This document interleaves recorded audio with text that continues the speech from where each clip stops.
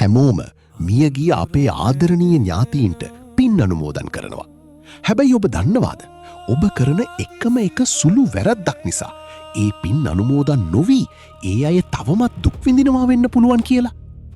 අද අපි කතා කරන්නේ බොහෝ දෙනෙක් නොදැනුවත්ව කරන පින්දීමේදී සිදුවන ඒ බරපතල වැරද්ද සහ එය නිවැරදි කරගන්න ආකාරය ගැනයි.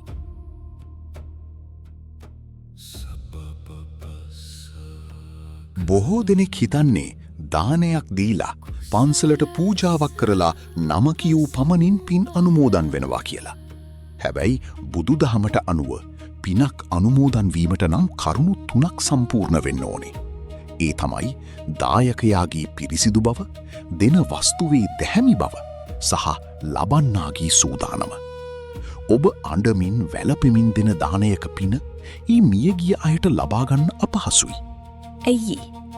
දැන් අපි බලමු ඒ ලොකුම වැරැද්ද මොකක්ද කියලා. ඒ තමයි මියගිය තැනැත්තා කෙරෙහි ඇති අධික ඇලීම හෝ ශෝකය. ඔබ පින් දෙන වෙලාවට අනේ අපිට හිටපු කෙනා නැතිවුණානේ කියලා දුක් වෙනවා නම් ඔබේ හිතේ ඇතිවෙන්නේ ලෝභය හෝ දෝෂය කියන අකුසල් සිතුවිලි. අකුසල් සිතකින් දෙන පිනක් මියගිය අයට අනුමෝදන් කරන්න බැහැ.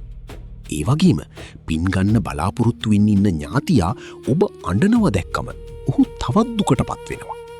මේක හරියට පිපාසයෙන් ඉන්න කෙනෙකුට ලුණු වතුර දෙනවා වගේ වැඩක්. එහෙනම් නිවැරදි ක්‍රමය මොකක්ද?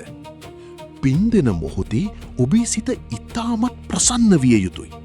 මම මේ කරන උදාර පින මගේ ඥාතියා දැකබලා සතුටු සිතින් අනුමෝදන් වේවා කියන මෙත්තා සහ මුදිතා සිතුවිල්ලෙන් පින්දිය යුතුයි.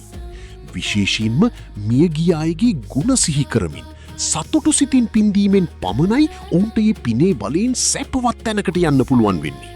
ඔබත් මෙන් පසු පින්දීමේදී මේ කරුණ ගැන සැලකිලිමත් වෙන්න. ඔබ මේ ගැන දැන සිටියාද?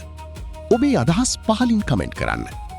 මේ වගේ වටිනා දහම් කරුණු දැනගන්න අපේ channel එක subscribe කරලා තියාගන්න. ඔබ සැමට සම්මා සම්බුදු සරණයි.